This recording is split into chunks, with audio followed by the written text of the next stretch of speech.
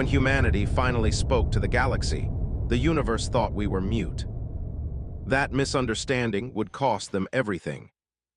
There is no such thing as true silence in space. There is only distance, and the things that whisper across it. Gravity hums softly between stars. Dark matter presses like an unspoken thought. Ancient civilizations bleed intent into the void, leaving traces long after their creators are dust. But within the hall of 1,000 species, silence had been engineered.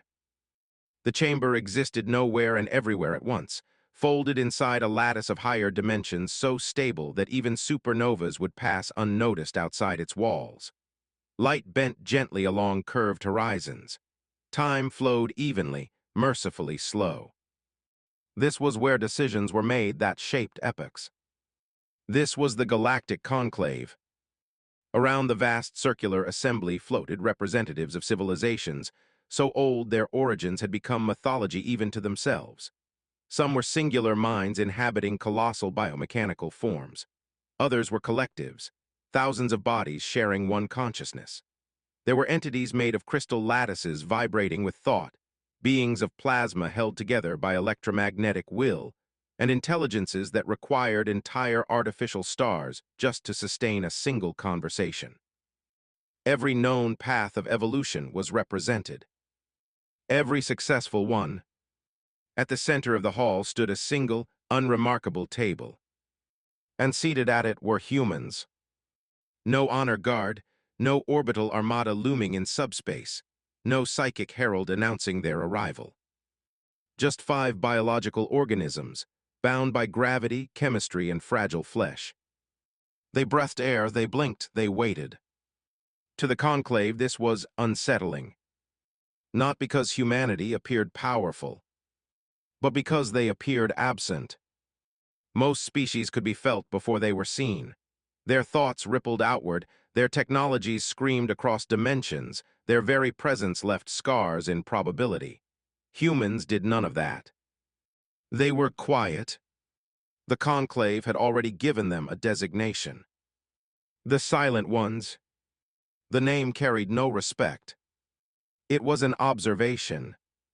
The entity designated Jarun, witness of the long cycle, rose slowly from its resting state. Its form was a shifting amalgam of geometry and light, never quite resolving into a shape the human eye could settle on. Jarun had existed since before most stars in this region of the galaxy had ignited. It had watched civilizations burn themselves out with ambition. It had cataloged the rise and fall of empires that once thought themselves eternal.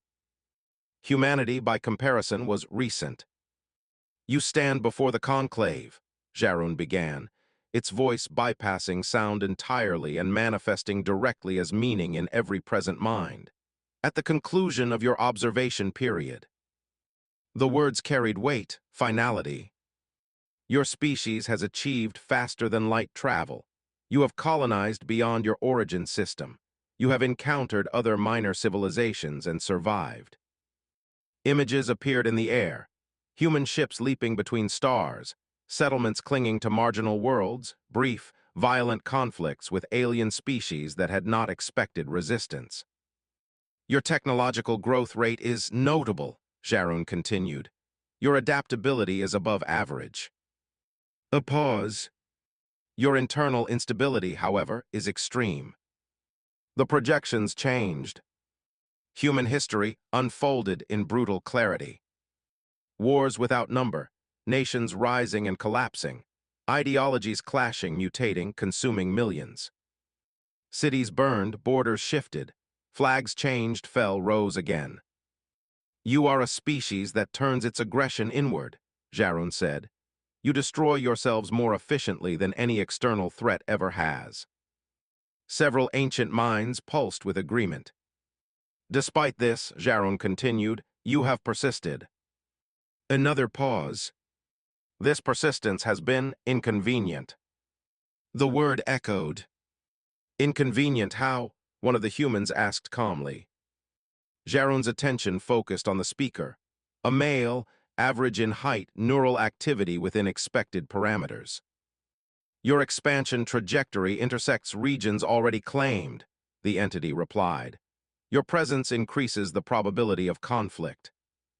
The human nodded once. And, he said, a ripple of irritation passed through the hall. Jarun did not respond immediately. Instead, the projections shifted again, this time to probabilities. Vast branching trees of possible futures, each line representing millions of lives. In 72% of modeled outcomes, Jarun said, humanity becomes a destabilizing force. The lights dimmed slightly. In 41%, it continued, your species initiates or escalates interstellar conflict. A deeper shadow passed over the chamber. And in 12%, Jarun concluded, humanity becomes an extinction-level threat. The words settled like dust. Therefore, the Conclave has rendered a decision. The Conclave had convened for wars. It had convened for extinctions, for the sterilization of star systems, for the quiet erasure of civilizations deemed too dangerous, too unstable, too flawed to be allowed to continue. It had never convened for doubt. Yet doubt now spread through the hall of 1,000 species like a slow infection. The human woman remained standing at the center of the chamber, her small device still active, suspended images fading into translucent echoes. Around her, minds older than continents recalculated probabilities that no longer behaved as expected. Jarun felt the disturbance most acutely. For millions of cycles, its role had been simple: observe, evaluate, classify. The universe followed patterns. Species rose, peaked, stagnated, and vanished. Deviations were rare. Dangerous deviations were corrected. Humanity, however, did not sit comfortably within any model. You have shown us suffering, Jarun said at last. Many species have suffered. The woman inclined her head. Yes, she agreed, but not the same way. She gestured, and the projections shifted again. This time there were no wars, no weapons, no disasters. Only waiting. Early humans huddled in caves during endless winters, generations passing with no technological progress, entire cultures existing for centuries without advancement. We stagnated, the woman said, repeatedly. The Conclave watched, puzzled. Most species, she continued, collapse when progress halts. Their societies fracture, their populations decline. The images changed. Humans endured. They adapted socially rather than technologically. They told stories. They created rituals, art, meaning. We survived periods where nothing improved, she said, where survival itself was the only victory. Several elder minds stirred uneasily. The Conclave had always assumed progress was inevitable or irrelevant. But endurance without progress, that was not a trait they valued. You are describing inefficiency, Jarun said. The woman smiled faintly. Yes, she replied, we call it patience. The word translated poorly. The concept worse. The woman took a breath. You see witness, she continued. You evaluate civilizations at their best. She gestured upward, and the chamber filled with images of the Conclave's greatest triumphs. Megastructures spanning systems, civilizations that bent spacetime, beings who had mastered death itself. These are your peaks, she said, your shining moments. Her hand lowered. But we are not defined by our peaks. The images changed again. Humanity at its worst. Genocide, slavery, total war. The hall darkened. These are our failures, she said, and we remember them. Jarun focused intently. Memory of failure is not unique, it said. No, the woman replied, but obsession with it is. The projections zoomed in. Human history looping back on itself, philosophies emerging to prevent past horrors, laws written in blood, institutions built specifically because humans did not trust themselves. We assume we will fail again, she said calmly, so we plan for it. The statement sent a ripple through the hall. Most species built systems assuming rational actors, predictable behavior, stable societies. Humans built systems assuming corruption, collapse, and error. And yet those systems held. Again and again. You see unpredictability, the woman said. We see redundancy. Jarun shifted its form. You are still fragile, it said. Your biology is inefficient, your lifespan short. Yes, the woman said, which is why we don't tie our survival to individuals. The projections changed once more. Human knowledge passed down through generations, digital archives, distributed networks, ideas surviving even when their creators did not. You have immortal leaders, she said. We have immortal concepts. The conclave fell into a deeper silence. This was not how civilizations were meant to endure. Jarun began running deeper simulations. They were troubling. When humanity lost a war, it retreated. When it lost a planet, it learned. When it lost billions, it adapted socially, technologically, psychologically. Loss did not weaken humanity. It reshaped it. You fear that we escalate conflict, the woman continued, and you are correct. Her honesty startled them. When threatened, we respond aggressively, she said. When cornered, we become dangerous. The projections shifted. Human history during existential threats, total mobilization, economies rewritten overnight, societies unified through fear and purpose. But what you misunderstand, she said, is what happens after. The simulations advanced. Humanity demobilized. Reduced armaments argued, questioned, rebuilt. We do not remain in that state, she said.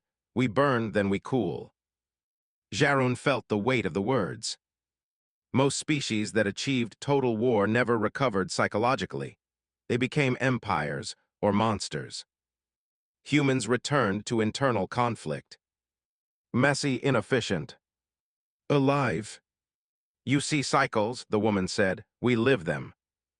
One of the elder entities finally spoke, an ancient collective intelligence whose consciousness spanned multiple systems. Why, it asked, do you show us this? The woman turned toward it. Because you intend to contain us, she said, to manage us. She shook her head slowly. You can't. The conclave bristled. You are not the strongest civilization present, Jarun said sharply. You do not possess the most advanced technology. No, the woman agreed, we never have. She paused. But we are the only one here that evolved knowing, every single day, that tomorrow was not guaranteed. The words struck deeper than expected. Your species achieved stability early, she continued. Long lifespans, controlled environments, predictable survival. The projections showed alien worlds engineered to perfection. We never did, she said, so uncertainty became normal. Jarun ran the models again. Civilizations optimized for stability collapsed catastrophically when disrupted. Humanity bent, cracked, did not break. You fear that we will become an extinction-level threat, the woman said, but you misunderstand the direction of that threat. She stepped closer to the center of the hall. We don't spread because we want to dominate, she said. We spread because we expect disaster. The conclave recalculated. Human expansion vectors were not optimal, not efficient, not elegant. They were redundant. Multiple colonies, multiple backups, multiple fail-safes. Humanity was not building an empire. It was building insurance. Jarun felt something it had not processed in eons. A tightening. You prepare for your own extinction, it said. Yes, the woman replied, constantly. The hall was utterly silent now. And that, she continued, is why you should be careful. Jarun spoke slowly. Careful of what? The woman met its gaze. Of pushing a species, she said, that has already accepted the possibility of losing everything. The implications spread like shockwaves. A species unafraid of collapse, unafraid of loss, unafraid of starting over. That was not a conqueror. That was something worse. Jarun addressed the conclave. This hearing will be extended, it declared. The classification of humanity is under reconsideration. The woman exhaled softly. This isn't about classification, she said. Jarun turned back to her. Then what is it about? The woman hesitated for the first time. Then she spoke. It's about warning you, she said, before you make the same mistake every extinct civilization made about us. The lights dimmed further.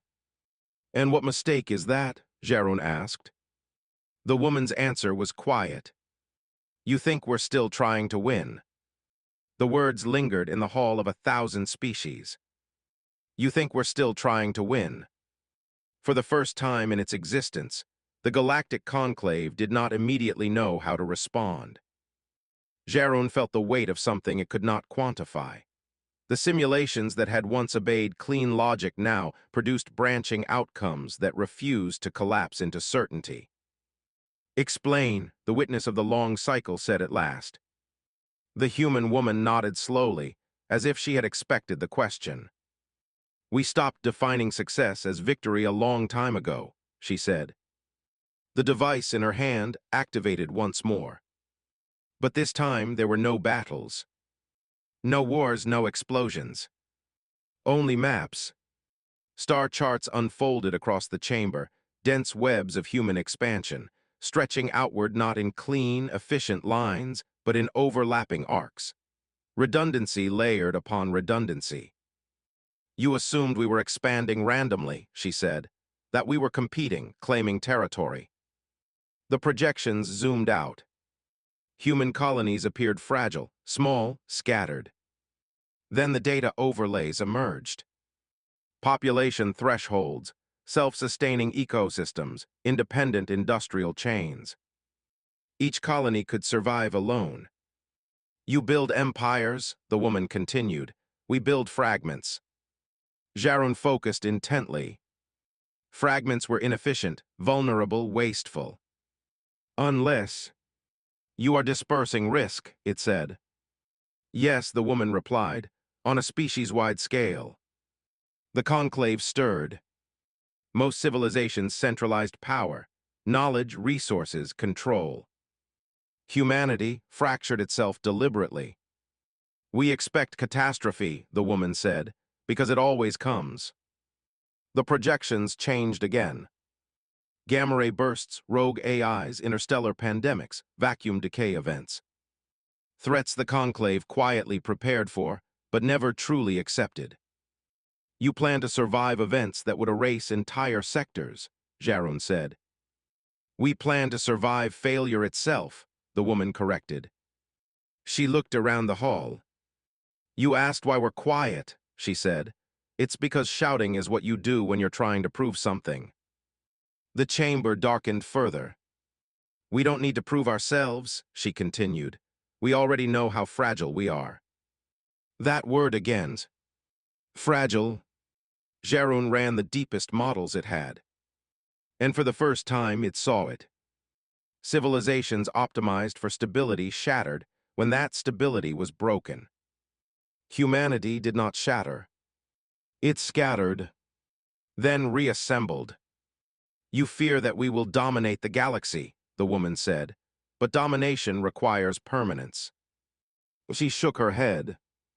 We don't believe in permanence.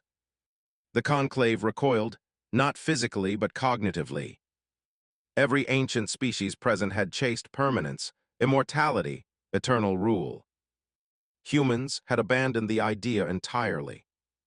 We assume everything we build will fail, the woman continued. So we design systems that expect replacement. Governments replaced, technologies replaced, even beliefs replaced. Nothing sacred, nothing untouchable. Jarun felt something close to dread. You evolve culturally faster than we predicted, it said.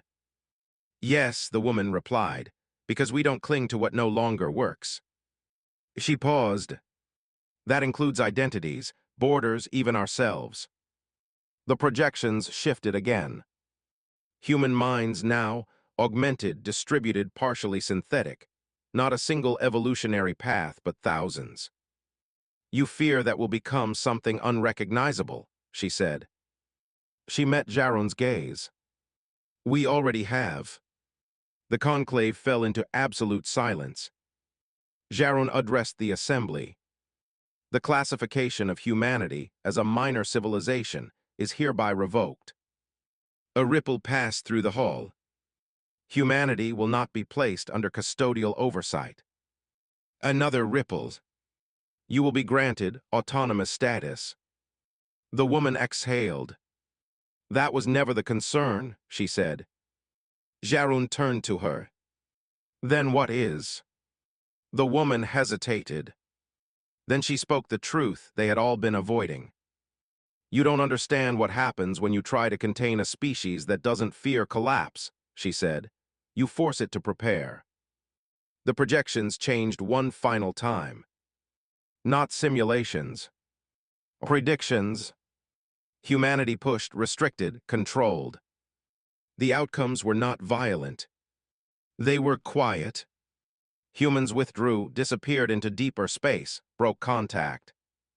Centuries passed. Then something new emerged. Not an empire. A phenomenon. Human-built systems operating without humans. Autonomous seed worlds. Self-propagating knowledge vaults. Humanity no longer needed to be present. They had turned survival into a process.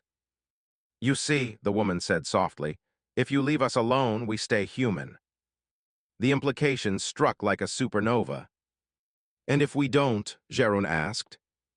The woman's answer was calm. Then eventually, she said, you won't be dealing with us anymore. The conclave recoiled. Not because we'll destroy you, she added, but because we'll outgrow the need to be understood. Jaron felt something ancient crack. You are not conquerors, it said slowly. No, the woman replied. You are not refugees. No. You are not builders of empires. No. Jaron searched its vast memory. Then what are you? The woman smiled. Not sadly. Not arrogantly. Honestly. We're a species that learned very early, she said, that the universe doesn't care if you win. She turned toward the exit. It only notices if you're still there. The human delegation departed without ceremony. No triumph, no celebration. Just quiet footsteps fading into the void. For a long time, the conclave did not move. Finally, one of the eldest minds asked the question that none of them wanted to voice. Witness, what do we classify them as now? Jaron stared into the empty space where the humans had stood. It answered with a word that had never appeared in the archives before. A constant. And for the first time in 4 million cycles, the universe felt smaller. If this story stayed with you, if its silence felt heavier than any explosion, then you already understand what this channel is about. More HFY stories are coming. More worlds. More moments where humanity refuses to disappear. So if you enjoyed this journey, subscribe, stay with us.